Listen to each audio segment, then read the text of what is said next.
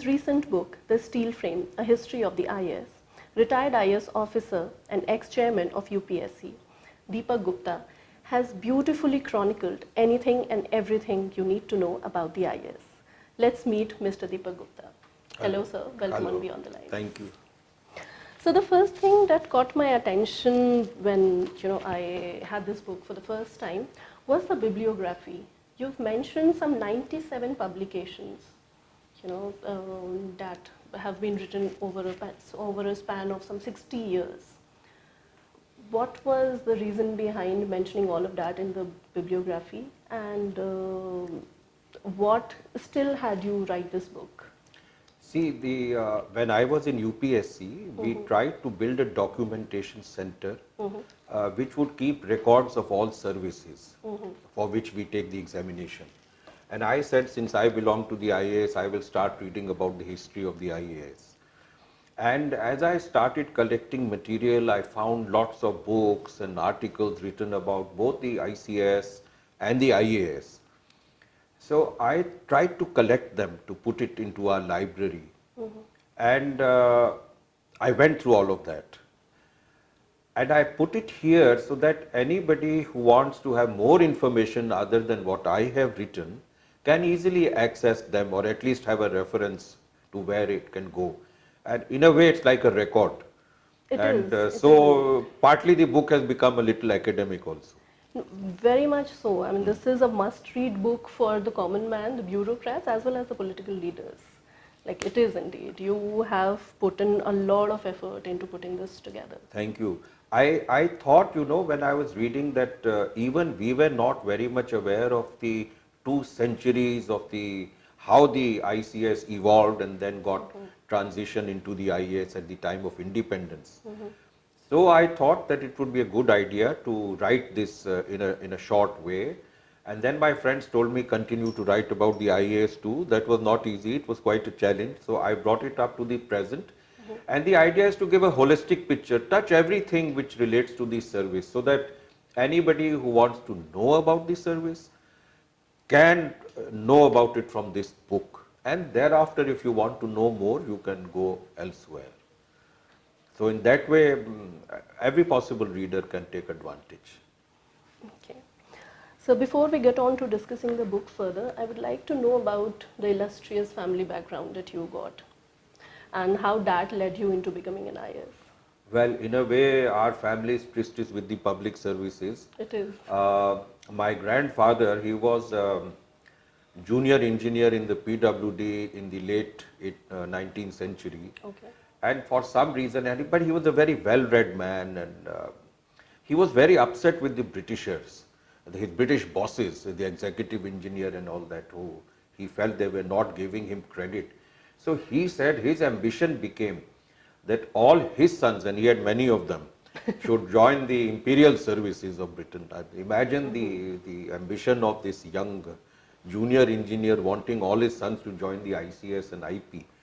And my uncle did succeed in the ICS. The earlier 4 brothers sat. He was 1932 batch of the ICS. My father joined the Royal Air Force in 1934, but he was too much of a nationalist to be able to survive in Britain in the Royal Air Force, so they made him medically ill. Subsequently, he sat for the Indian Police, and he joined it in 1939. And somehow the other, all 4 brothers, we are 4 brothers, I am the youngest, and we were so influenced by this and our family and my father's hard work, determination, kind of way he performed, that we all said we will go into the public services. 2 of my elder brothers, they left very well paid private sector jobs to join the service. I was, when I was in the university, offered a job in the Bank of India at that time in Britain. I also refused it. So we were all hopeful of joining the service. So I think public service has its own reward, and we were all somehow the other motivated. And I do hope India needs badly, people who are motivated to perform public service. The country needs it badly. So we played our small little role in that. And you have actually written about how the IAS is both desirable as well as necessary. You've really stressed upon the fact. I think the constitution makers led by Sardar Patel for a country which is so diverse in nature and so federalistic in nature, it requires unifying forces of various kinds. And an administrative system, it had served the purpose of unifying even earlier. He saw it as a unifying force, and also to have uniform standards, etc.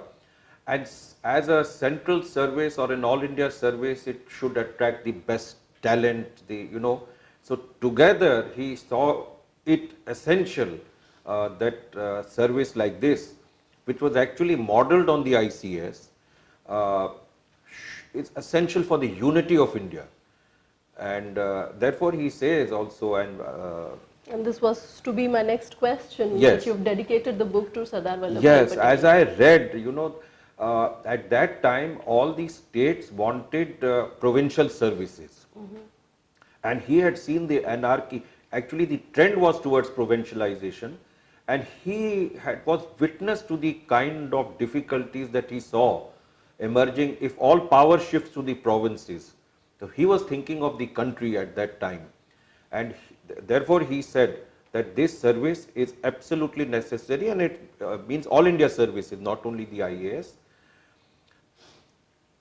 to maintain the unity of the country. And then he said that such a service must be having constitutional safeguards, because it is critical that they should be able to have independence of thought and not be subject to political intrigues or local politics, which is bound to happen in the country as we progress.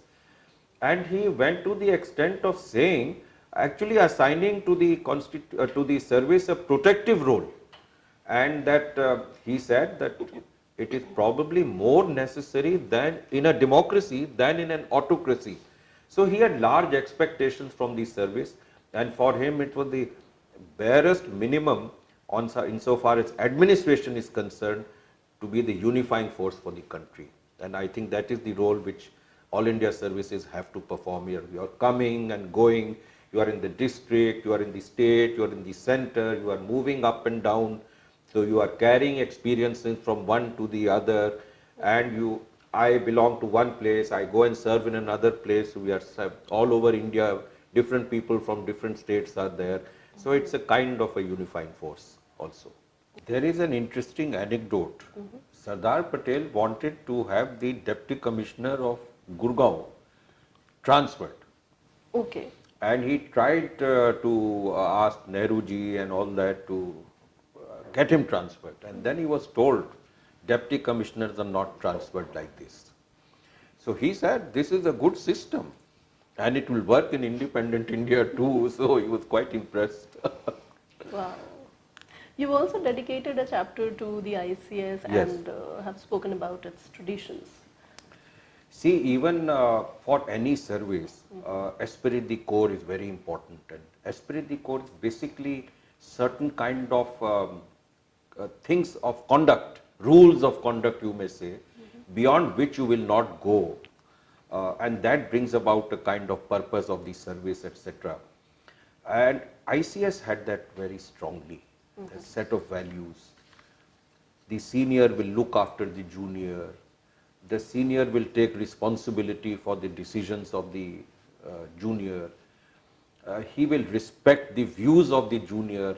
Nobody was supposed to be a yes man. You must give your views.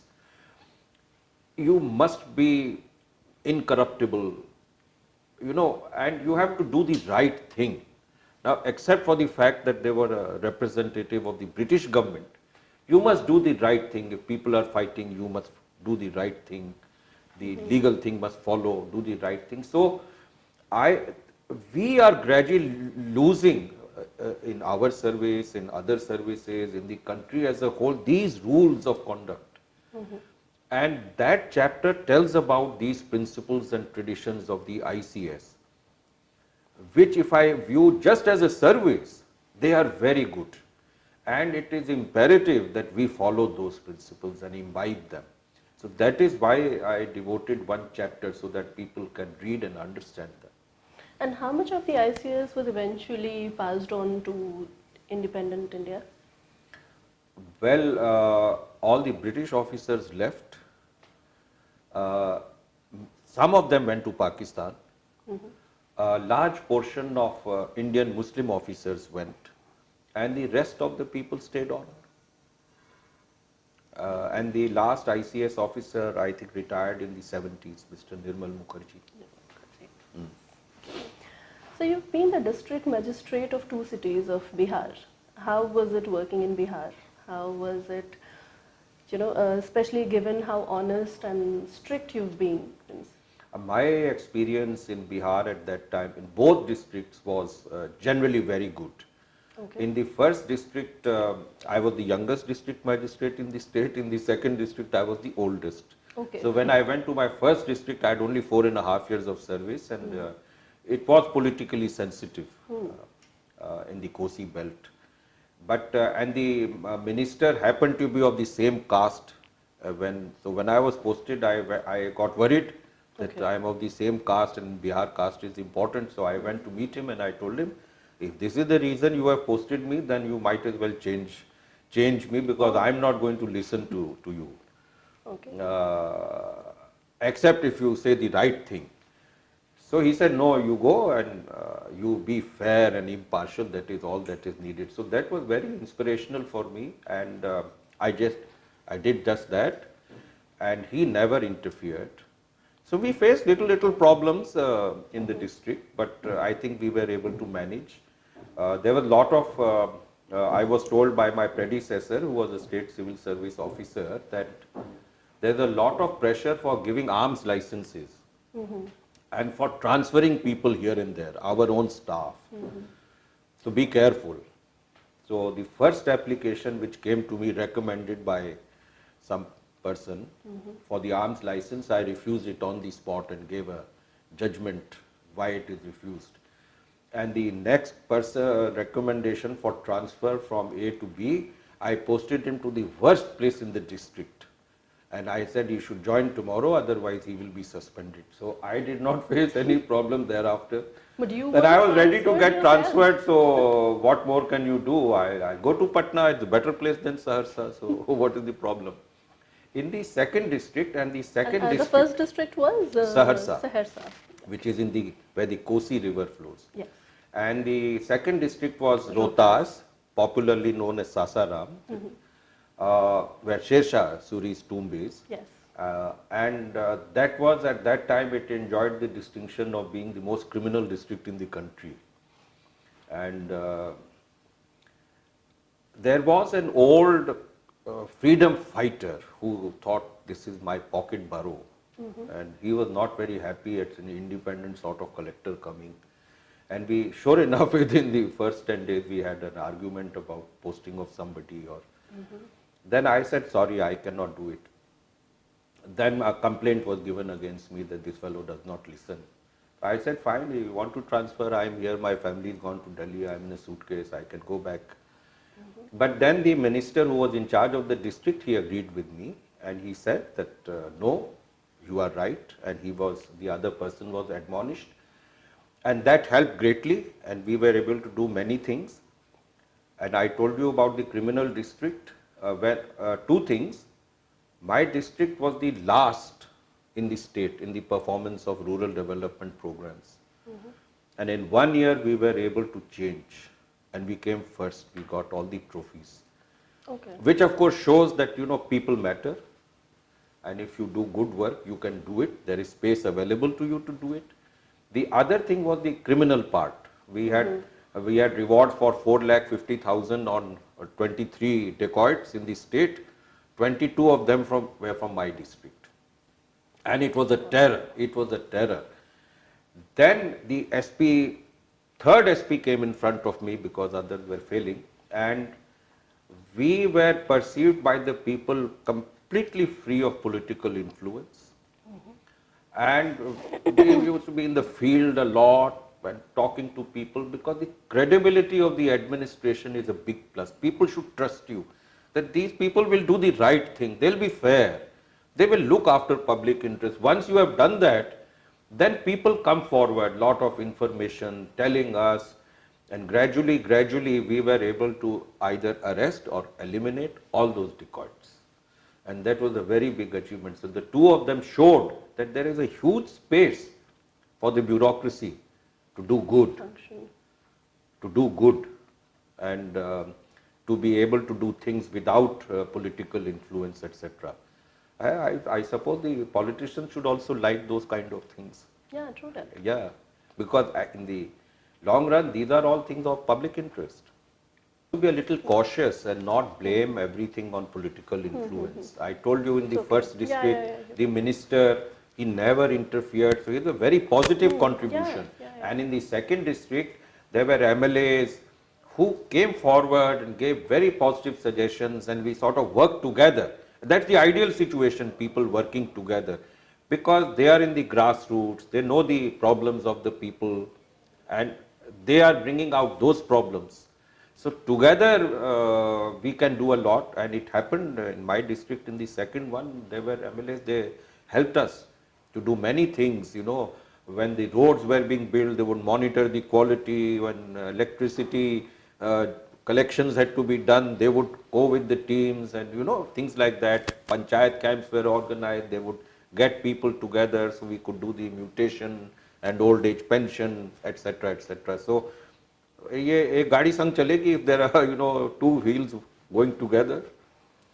Although this goes quite against the notion that people have for Bihar and its administration. Otherwise, Yeah, I think in the earlier days, this notion, yes, I suppose because people feel of they have heard about both booth capturing and too much of caste and all that, but our experience very in the high, districts was criminal record. very good and in general, but there are problems. There have been problems, and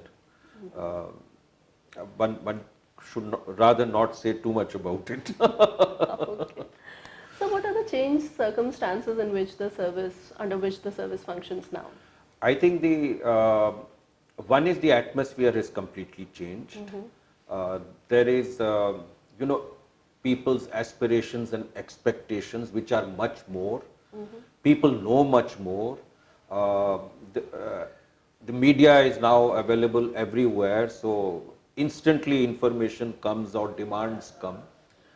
The politicians of various levels, starting from the lowest, have got much more powerful, much more vocal. There is an atmosphere of divisiveness amongst people, which is also a bad thing because it is reflected in the district. You know, there are groups which are fighting with each other, etc. There is the environment of human rights which are very positive, but then you have to be, you know, there were things that you could do earlier which you can't do anymore. I think the atmosphere, there's been accusatory atmosphere for the administrators. The AG is looking upon you, no, you are doing something wrong. If you take a decision, if something happens, then you'll be in trouble. You'll be in trouble. So it has become very much more difficult for people to administer, to take decisions.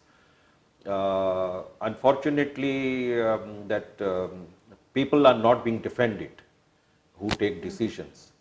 For example, I will give you a small example. When I was irrigation commissioner in Bihar, I found a lot of uncompleted schemes. It was not a good situation.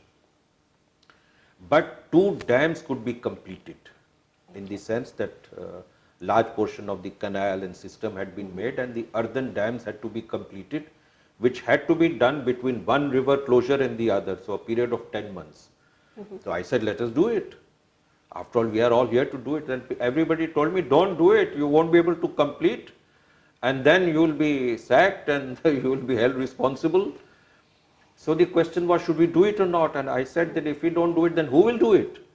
So we did it. It was a very difficult process, but we were able to manage to do it. But it was a risk which I took. Today, perhaps people may not take that risk because of fear of consequences. So that is the difference that has happened. And we also have quite a few IS officers quitting midway. Yes. So why so? Like way too many of them, and the numbers just seem to be increasing by every passing year. I think this is something which people should worry about. On the one hand, you say IAS officers are not professional enough and are not capable of getting employment other than their service. On the other, you are seeing this phenomenon of people quitting because And all they have different reasons. So, they feel that there are other opportunities where they can do better. Uh, Something which their mind is also telling them what they would like to do. And here they will be continue to be straitjacketed, and maybe because if they may not get their due in the service as you go up, as happens in many cases. So they are trying to go to other pastures, and the unfortunate part of it that the best will leave. The best people will leave, the most capable people will leave, and that is something which we should fight against. We should try and retain these people. does it also have to do with the training programs? Can they be made better, or how can they be motivated? How can they keep getting challenged? No, it's not. It's not training. Training in one way, I should get an opportunity to professionalize. If I'm in the health sector and I want to do 1 year's MPhil or something in the best university giving a health course, I should be allowed to do it. So I should become more of a specialist in health. These opportunities are not easily provided.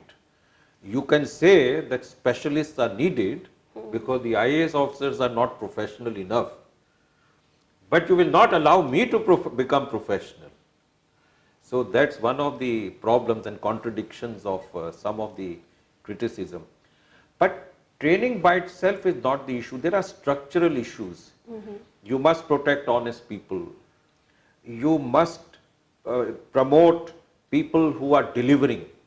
And you must weed out the people who are corrupt and inefficient. You see, if a person is corrupt or inefficient and he can prosper and go to the highest levels through some other channels, then this is the worst thing that can happen for the morale of the service.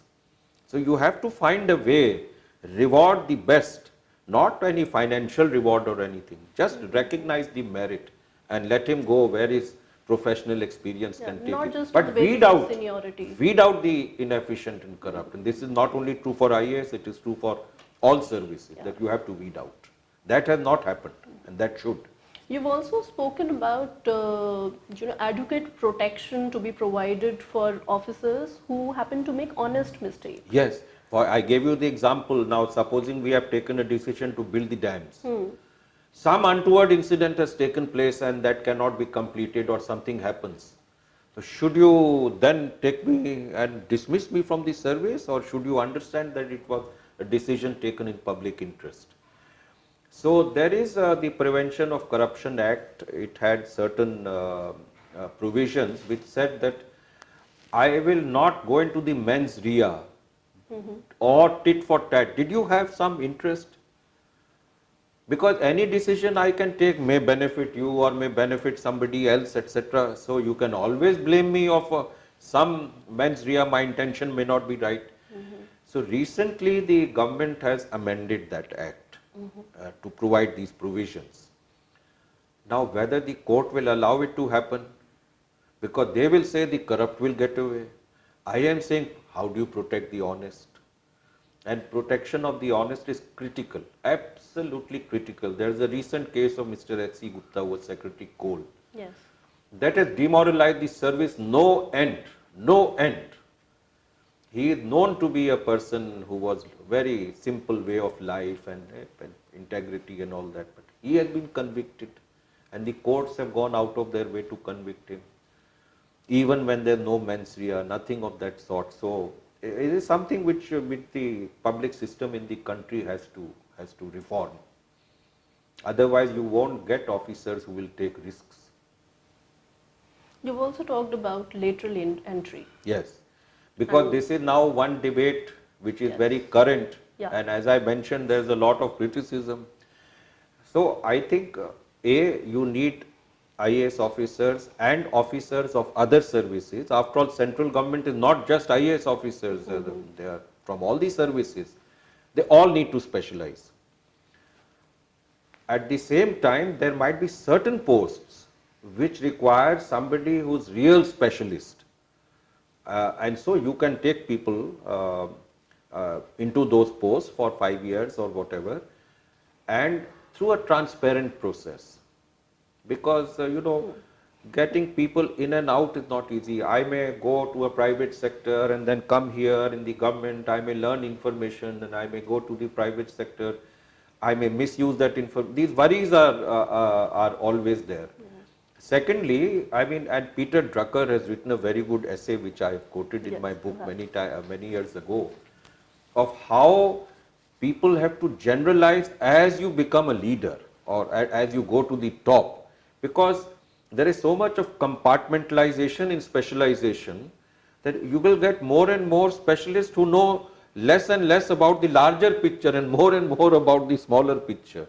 And then you will push, which specialist should I take from here, here, here or here? So therefore there is a need for a coordination and getting things together and actually getting things done in the system which India has, of which the experience which we have coming from the villages up to through the state, probably the best experience. So that experience of the IAS service should not be denigrated. I think it's very valuable experience. You should welcome it, strengthen it. Sir, are the best and the brightest students of India really attracted to the IAS anymore, or is the number dwindling year on year? I think it's dwindling because there are so many more opportunities available, and including people wanting to go out, get higher education and get those well-paying jobs or something where very exciting things are happening.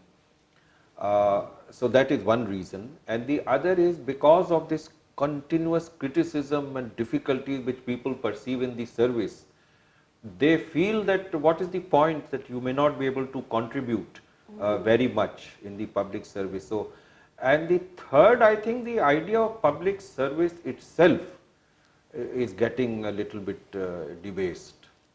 And so we have to take action on all three, and basically it will happen if you give a little, strengthen the service a little bit and also improve its public perception. So I think lots of people are doing lots of good work, but it doesn't come into the public domain.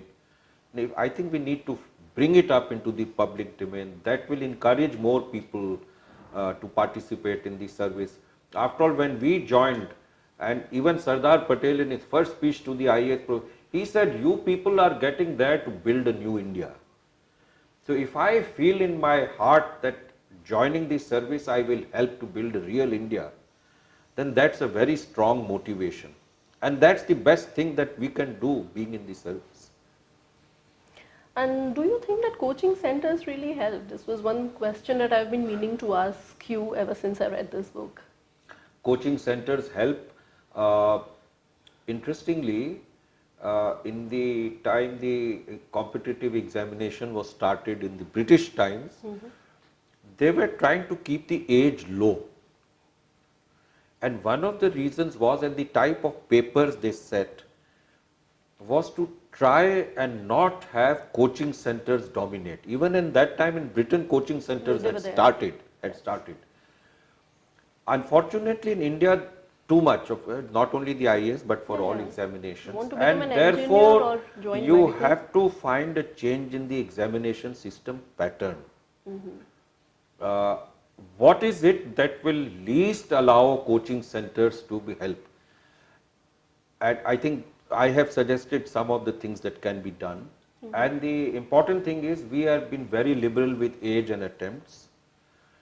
So if a person were to take 4 attempts, 5 attempts, you have got and attending coaching center for 4 or 5 years, it's virtually, you have become automatic. Yeah, and the questions will come, you have practiced so much. And we don't need people who practice so much. We need people who have, with energy and natural and that kind of thing. So reducing age. Would you want the age further reduced from 32 to somewhere around? Yeah, I think roughly 28, 27, 28 would be good, and maybe 3 attempts, which is good enough. And also there is a point for, we want younger people to come in everywhere. This is the, and even for the reserved communities, you see, say for scheduled caste and scheduled tribes, their age limits are even higher. Now we want young people from those communities to come in. And when young people come in, they'll be full of energy, they will do things, and also they will reach the highest position. But if you come in at the age of 32, you will never become secretary to government, because you will retire by then. So that's another problem. So I think some of the recommendations of the committees on the examination system are in because of these reasons, and I think they need to be adopted. But it appears in the populist stance that this is unfair to some sections of society, which I don't think is correct. So what can IAS officers do in their individual capacity? What role can they play? Well, individual capacity, you have to do your best. So many IAS officers write their memoirs, which they tell about what all they have done. I have some anecdotes here also, which are different situations. But so each, as an individual, can do this. Each individual can try to be a role model, so that people whom that person comes into contact with are influenced. And together as a service, I think they need to build, as I said, the esprit de corps, I said at the start, and we need to build the morale of the service. And the more people start thinking like that, the better they will all be able to do. So the association should be strengthened, and honest officers should be protected, and people should feel that they can deliver good things. Okay. So any message for aspiring IAS students? I think if you have the energy and if you have pride in your country and you care for the people, this is the one place you should be, because you can contribute for 30-35 years in various capacities like nobody else can. So I would hope that people with this kind of feelings will, more and more of them will sit for the service and qualify. Thank you so much, sir. It was lovely talking to you. Thank you very much.